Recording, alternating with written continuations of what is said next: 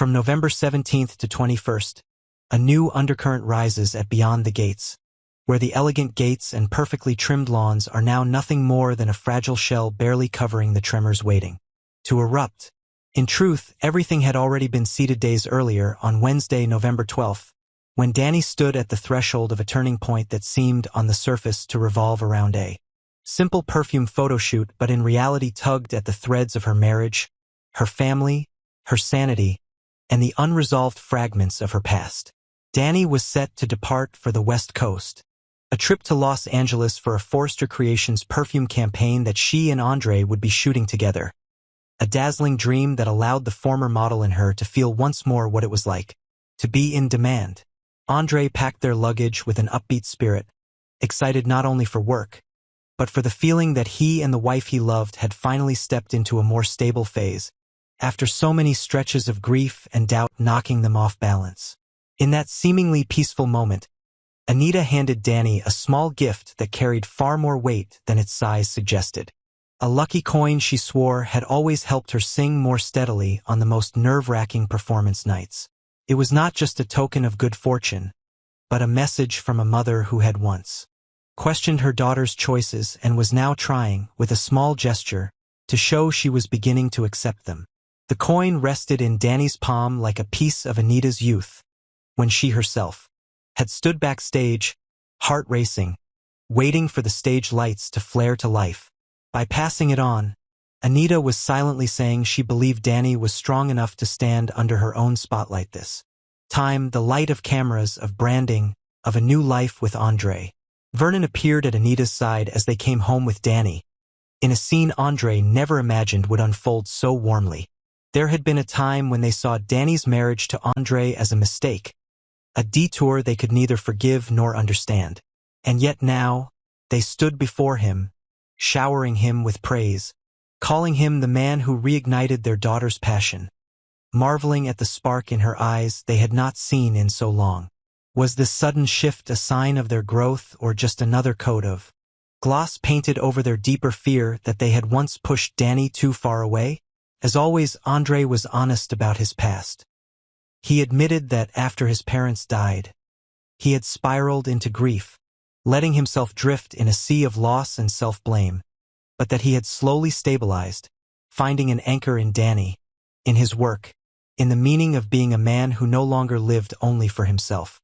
He was happy, and it showed in every gesture as he folded clothes, checked passports, fussed over the smallest details of a trip he saw as a chance for them to work and enjoy a belated honeymoon all at once. Danny saw all of this, yet deep down her mind was not as calm as her exterior. Why was it that a single harmless selfie from Andre at the airport would later be enough to push her to the brink of panic, to the point of canceling the flight altogether? Why did her heart race so violently at the sight of the man she loved on her screen, when she herself had encouraged him to embrace this opportunity? And why did Anita and Vernon's sudden acceptance make Danny feel even more pressured, as if they were setting a crown on her head she was not sure she wanted to wear? When Anita and Vernon left the house, leaving behind their blessings and their belief that Andre was a safe harbor for Danny, the atmosphere should have felt lighter. Instead, in the privacy of their home, Danny suggested that Andre pull out of the Forrester Creations shoot. That wish was like cutting off a piece of the future he had only just begun to reach for. Andre was stunned, unable to understand why the woman who once burned with ambition, who had lived for the camera and the runway, now wanted to retreat the moment a big door opened before her. In Danny's mind, images collided. The blinding of camera flashes, the weight of judging eyes, the crushing burden of expectations, the silhouettes of her parents standing behind her with their old verdicts. Anita may have given her the lucky coin, but in doing so had also stirred up memories of a younger Danny who always had to prove she was good enough, worthy enough, obedient enough in a family that never truly allowed weakness. At the airport, Andre sent Danny a selfie, his face glowing with excitement about the journey ahead. To him, it was just a shared moment, a way to reassure her that everything was fine, that he was waiting for her so they could go forward together. Yet when that image appeared on the screen, Danny felt as if she were being pulled into a whirlpool. Was it that the light behind Andre resembled the glow in the photos from his parents' funeral, dragging her back into a fear of loss she had never processed? Or was it the terror that if she stepped onto that plane, she would have no turning back, forced into becoming the flawless version of herself that everyone seemed to expect? The panic hit without warning. Sweaty hands, a tightening chest, breath coming in short, uneven bursts. Under the startled gazes of those around her, Danny abruptly announced she was canceling the trip. That decision did more than derail a campaign. It raised a larger question. Was she fleeing from external pressure or running away from herself? Elsewhere in Fairmont Crest, other storms were quietly gathering. Over breakfast, Eva sat across from Leslie, recounting how Kat had scolded her just for calling Ted Dad. For Eva, it wasn't just a petty argument. It was a denial of identity, a rejection from the kind of love she had always felt she deserved.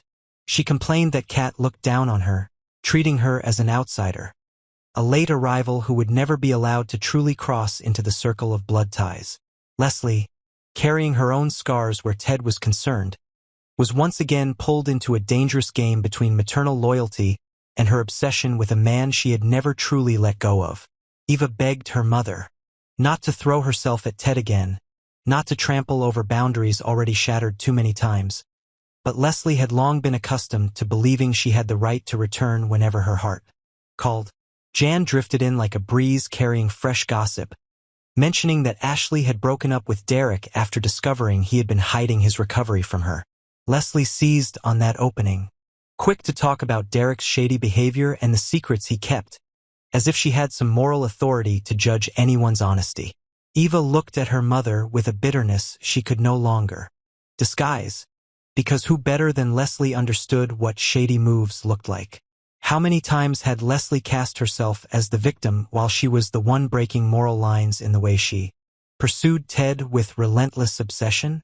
Later, when only Eva and Jan remained, Eva tried to explain that Leslie had no intention of being just friends with Ted, that this was not some harmless companionship as Jan naively assumed, but an emotional addiction built on decades of hurt.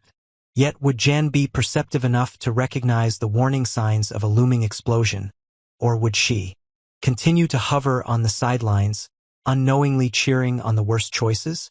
Meanwhile, Kat remained steeped in her own bitterness toward Eva. She went to Ted as the ever-entitled daughter, complaining that Eva was gradually taking her place in his heart. Ted tried to explain that love was not a cake that shrank with every slice, that a man who had lost his chance to be a father to Eva could not simply stand by without trying to make amends. He saw in Eva a child robbed of a childhood with her father, a wound no apology could ever fully heal, and he knew he was the one who had created that wound. Kat heard all of it and yet felt only one thing. Something that belonged to her was being taken away. In her eyes, Eva was not her equal, not worthy, not someone who should ever be placed alongside her in Ted's life. Kat's anger flared even higher when she brought up Eva sleeping with Tomas, an unforgivable stain she refused to let go of. Tomas had once tried to defend Eva by pointing out that he and Kat had already broken up at the time, as if that somehow made it less ugly. But love is never neatly contained by timelines. Kat neither forgets nor forgives, and she certainly cannot accept her brother siding with someone she sees as the destroyer of their family. Ted, caught between two daughters and crushed by guilt and responsibility, reaffirmed his love for Kat, but stood firm that Eva was his daughter too, a reality no one could erase. Kat, in her heart, responded with a bitter vow. Eva would never be her sister, and she would never trust a word that woman said. In clinging so tightly to that conviction, Kat failed to see how she was slowly endangering her other relationships, from her bond with Tomas, to Chelsea's respect, to the image Ted held of her in his heart. At the Fairmont Crest Club, Ted approached the table where Jan, Leslie, and Eva were seated, his demeanor polished as he thanked Leslie for the donation she had made to cover surgery costs for underprivileged patients. On the surface, it was a noble act, enough to leave Jan openly impressed, while Leslie subtly curled her fingers around Ted's hand, seemingly by accident, then with a quiet familiarity, as if reminding him she had always been there, always connected to the best version of him. But behind that politeness was Leslie using charity as a veil to move closer to Ted, inch by inch pushing him farther from Nicole and the Dupree family? Did Eva realize that she, too, was being drawn into a power game between her mother and the man she desperately wanted to call father? Or did she simply feel a fragile warmth seeing the two most important figures in her life standing side by side? In another house, Ashley and Noami were boxing up Derek's belongings, laughing about throwing out the ugly old recliner he loved. On the outside, it looked like a light-hearted purge of post-breakup clutter.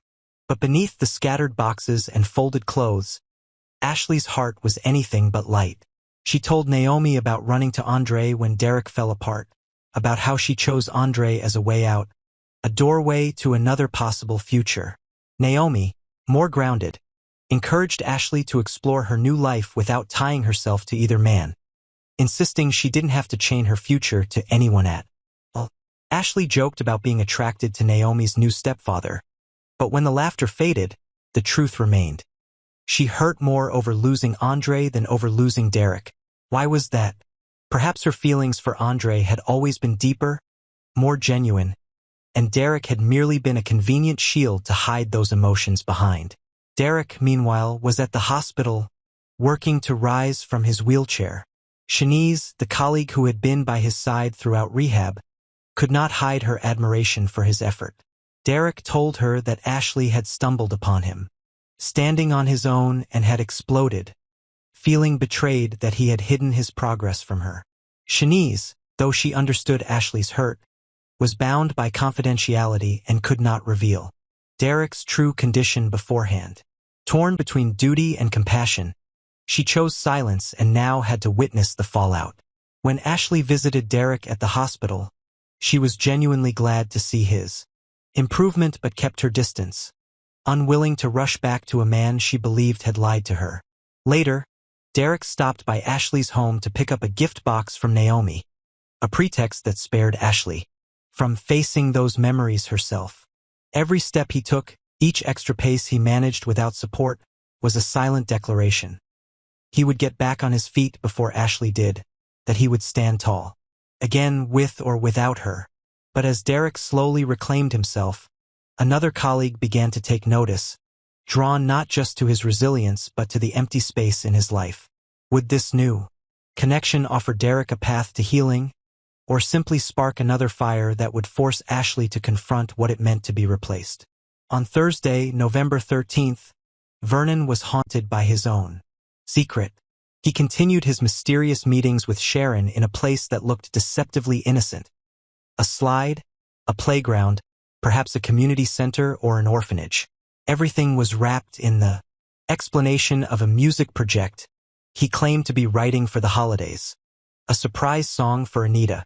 Vernon carried a notebook, scribbling lyrics, each line colored by the silhouette of the woman who had walked beside him for so many years. But was this truly just a romantic gift for his wife, or an excuse to be absent from home and share parts of himself with another woman that he could no longer lay bare in front of Anita? He told himself he wasn't having an affair, that meeting Sharon was about inspiration, about connecting with some charitable effort, but guilt still slid under his skin each time he glanced around the playground. Was he afraid someone might see them, or was he afraid of realizing his heart had already begun to drift? On another track, Nicole agreed to a proposal Ted made, possibly about the upcoming Winterfest Gala, the grand charity event her family was planning. She nodded, but her instincts whispered that every decision carried consequences. Ted might be scheming to use the event as a stage to reconnect fractured relationships, to mend things with Eva, secure his place with the Duprees, and prove to Nicole he still deserved to stand beside her. But at the same time, would he dare tell Nicole that Kat was growing more and more hostile toward Eva and his attempts at fatherhood? Would Nicole side with her biological daughter, or look further, recognizing that a family is only truly a family when no one is excluded? Derek's recovery, meanwhile, moved faster than anyone had dared to hope. He returned to work and crossed paths with a new colleague, perhaps a female firefighter, perhaps a paramedic, who saw in him not just an ex-patient, but a man rebuilding himself from ruin. Admiration, curiosity, and the faint flicker of something more might begin to grow between them. How would Ashley cope when she realized that the man who once belonged to her was now building a new story beyond her reach? At the same time, Kat had a strained conversation with Smitty, who was furious about Martin's actions, especially his interference in Samantha's job. Smitty wanted Samantha back at Chelsea Cat, but the fathers were anxious about her having keys to the studio, afraid she would continue her clandestine relationship with Nathan in that same infamous slide area of Fairmont Crest. In trying to protect the younger generation, were the adults truly listening to them, or were they simply forcing them into molds they themselves had never fully lived up to? Amid all this, Andre and Danny faced a crucial decision. They stood before two paths: abandon the photo shoot and devote themselves entirely to their honeymoon, or find a way to balance both, turning Los Angeles into a shared stage of love and ambition. Their choice would shape more than just the week ahead. It would set the tone for how they handled every trial in their marriage. If Danny kept running, cutting away opportunities one by one in response to unnamed terror, would Andre have enough patience to stay by her side, or would he eventually start wondering whether he was sacrificing too much for someone not yet ready to fully embrace the present? On Friday, November 14th, the spotlight shifted to Vanessa and Joey. Vanessa confronted Joey after realizing he was addicted to pills, hoping to jolt him out of his self-destructive spiral. Instead of dodging the issue, Joey casually dropped a confession that he loved her, a statement that left Vanessa stunned. In that instant, memories of Doug, her late husband, surged back, dragging with them a grief that had never truly healed. Vanessa had lost Doug under deeply questionable circumstances, and now, standing across from another man who was unraveling, she could not shake the sense that she was walking straight into a repetition of an old tragedy. At the same time, she was helping another friend, possibly someone entangled in gambling or another dangerous habit, drawing even more parallels to Doug. Was there still an undisclosed secret about Doug's death? Something Vanessa was unconsciously trying to bury under all her attempts to save others? While Vanessa wrestled with past and present, Joey exposed Randy's lies and demanded an explanation. He suspected those lies were tied to Haley, to ambiguous encounters and stories that didn't line up, as the version Haley told Joey was nothing like what Randy's behavior suggested. What was Randy hiding that made him twist the truth? An illicit relationship, a financial arrangement, or something that touched a much larger scheme involving Haley and whoever might be backing her. On the other side of town, Anita had to calm Leslie, who seemed upset about being linked with Barbara at the upcoming Winterfest. The gala was more than a charity function. It was a grand stage where all eyes would be on the Dupree family, where relationships would be displayed, judged, and sometimes destroyed. Leslie dreaded being placed next to Barbara in photos, in stories, dreaded being pulled into a web of women whose reputations had never been entirely clean. Anita understood that if Leslie was not reassured, she could easily stir chaos, turning Winterfest from a beacon of glamour into a war zone.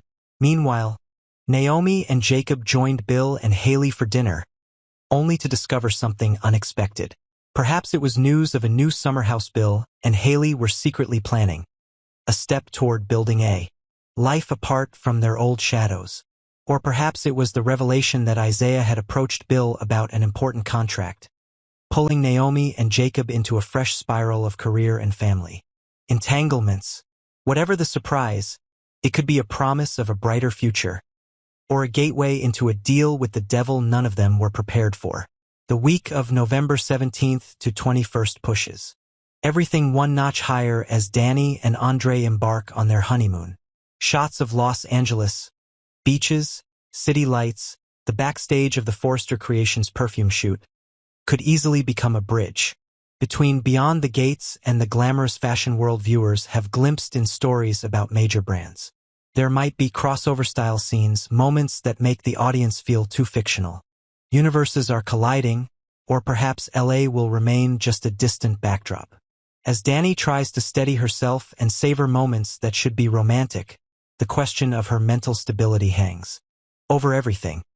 Was the airport panic a one-off flare, or a sign of a deeper fault line waiting to crack wide open? Kat, meanwhile, continues to simmer in rage, increasingly agitated by Eva's growing closeness with Ted. She does not see that, in refusing to acknowledge her sister's existence, she is placing other relationships at risk. She doesn't need to be friends with Eva, that much is true, but her harsh refusal to even recognize her is reshaping how Ted sees them both. In his eyes, Kat is not inherently above Eva as she imagines. They are two wounded women, each reacting differently to losses they never chose. Tomas dislikes the way Kat treats Eva, and Chelsea is uncomfortable as well, though she keeps quiet, knowing every word could spark further conflict. If Kat chose to confide in Nicole, her mother's perspective might bring a different breeze into the room. Nicole knows what it feels like to be robbed of chances, and what it means to live amid overlapping relationships. But will Kat open up, or will she remain locked inside her proud armor? Eva, for her part, is growing closer to Isaiah, a new bond that offers warmth but carries its own risks. Tomas had already been the pivot that dragged Eva into conflict with Kat, and if he once again started orbiting around Eva, every effort at peace could collapse. Everyone hopes Tomas will stay by Kat's side, loyal to the path he chose, but between reason and the heart, people often take the most complicated route. Thanksgiving looms on the horizon, and the question becomes, who will Ted spend it with? Will he sit at a table with Eva, Leslie, and perhaps Peaches, constructing a makeshift but sincere version of family? Or will he fight for a seat beside Nicole and the Duprees, a family that has yet to fully forgive him? One empty chair at Thanksgiving dinner could speak louder than hundreds of excuses. Derek continues to ignite feelings with his new colleague, while Ashley stands on the edge, unsure of what she even wants anymore. Around her, single men are in short supply, aside from Randy, who is hiding something that infuriates Joey, and a newcomer soon to arrive, played by a man as charismatic as Greg Vaughn. Will this newcomer be Ashley's chance to rewrite her story, or just another knot tightening in an already tangled web? Winterfest, the Dupree's grand charity festival, approaches like a meticulously arranged storm.